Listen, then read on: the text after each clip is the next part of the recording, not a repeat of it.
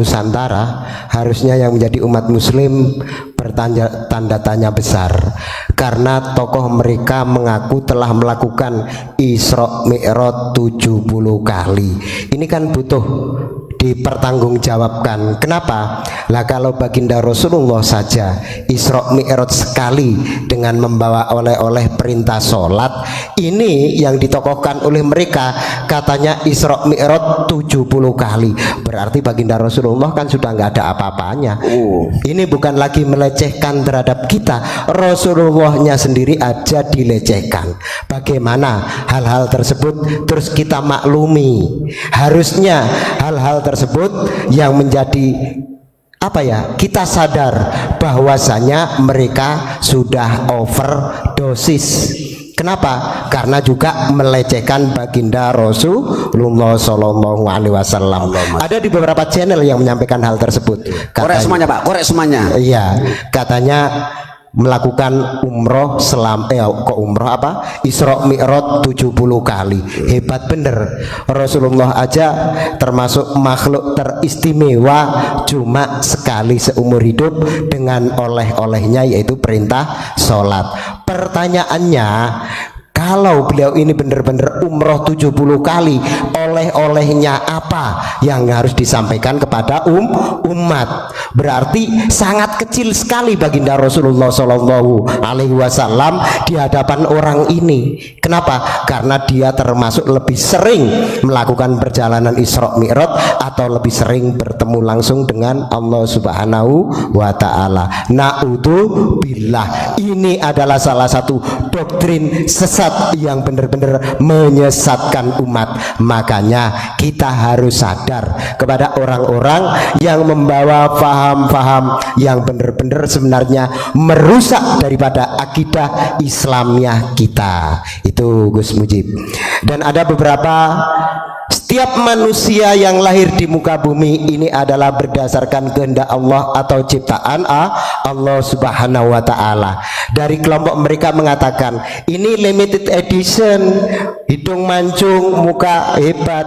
Tapi kalian lihat itu muka tembem kayak Semar. Lah ini dengan perut buncit kayak Semar, ini kan melecehkan daripada produknya Allah. Anda bukan lagi menghinakan orang Nusantara terhadap orang Nusantara, tetapi menghinakan terhadap ciptaan-ciptaannya Allah Subhanahu wa Ta'ala. Apakah layak orang-orang yang seperti ini kita ikuti fatwanya? Apakah layak orang-orang yang seperti ini kita muliakan? Bagi saya jangan.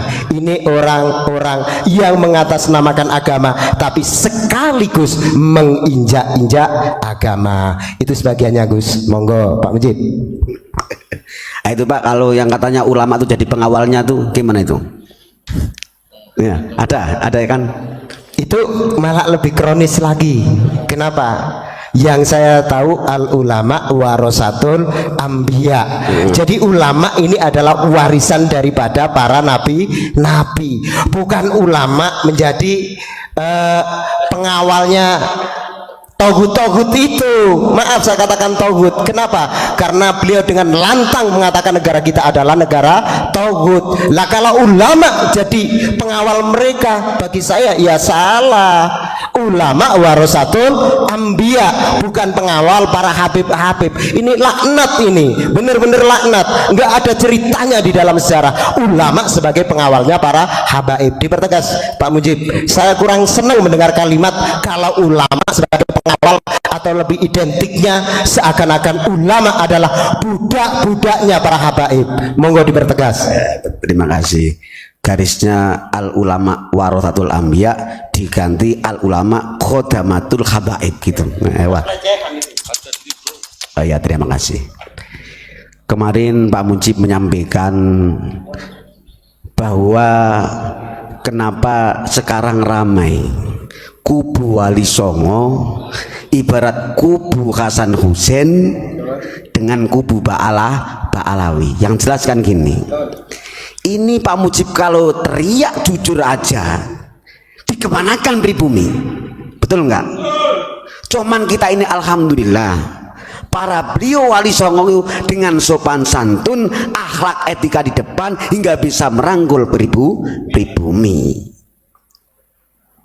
Itu aja kalau Pak Mujib sekarang yang ada di pribumi ini dzurriyyah dan mereka marah saya orang pribumi, betul nggak? Loh. Cuman kemarin Pak Mujib mengungkap dari mulai Jurhum. Ini perang berpanjangan sejarah selama hidup di dunia. Jadi Jurhum itu termasuk kabilah suku tertua dari Yaman. Dulu yang bikin gaduh di Makkah sebenarnya dikasih dispensasi oleh Nabi Ibrahim alaihissalam setelah perang penghancuran berhala. Itu dikasih dispensasi. Ayo kamu rawat itu maka cuman lama-lama ini kurang ajar, biadab, ingin menguasai, ambisius untuk menjadi penguasa. Akhirnya mau tidak mau Jurhum diusir kembali ke Yaman. Itu di era Nabi Ibrahim dan Ismail. Itu aja dengan bejatnya. Ini licik bahwa oke, saya diusir dikembalikan ke Yaman, saya tutup nanti air Zam-Zam. Dari air Zam-Zam itu Gus disembunyikan, pokoknya dilenyapkan sampai hilang. Makanya bukti Nabi kita sampai ketemu, ya kan? Loh, awal yang menutup Zam-Zam ini mereka suku Jurhum. Dari mana? Dari Yaman. Itu nanti ada harapan kembali suatu saat dia yang tahu, karena ada yang ngubur Zam-Zam. Bahkan harta yang berkaitan dengan Ka'bah itu ditimbun bahwa nanti akan menjadi harta karun mereka. Maka pantas di era Abroha merebut kembali, mau menghancurkan Ka'bah. Dalam sejarah mencatat ini sebenarnya bukan faktor agama, tapi faktor ekonomi. Jadi ekonomi global. Ini kalau Yaman sebenarnya nggak ada apa-apanya, miskin. Mau menyerang ke Makkah aja, minta bantuan Najasyi, dihadirkannya yaitu gajah yang besar. Itu Yaman nggak punya itu. Najasyi yang punya. Kita tarik ulur, berarti berkepanjangan bos.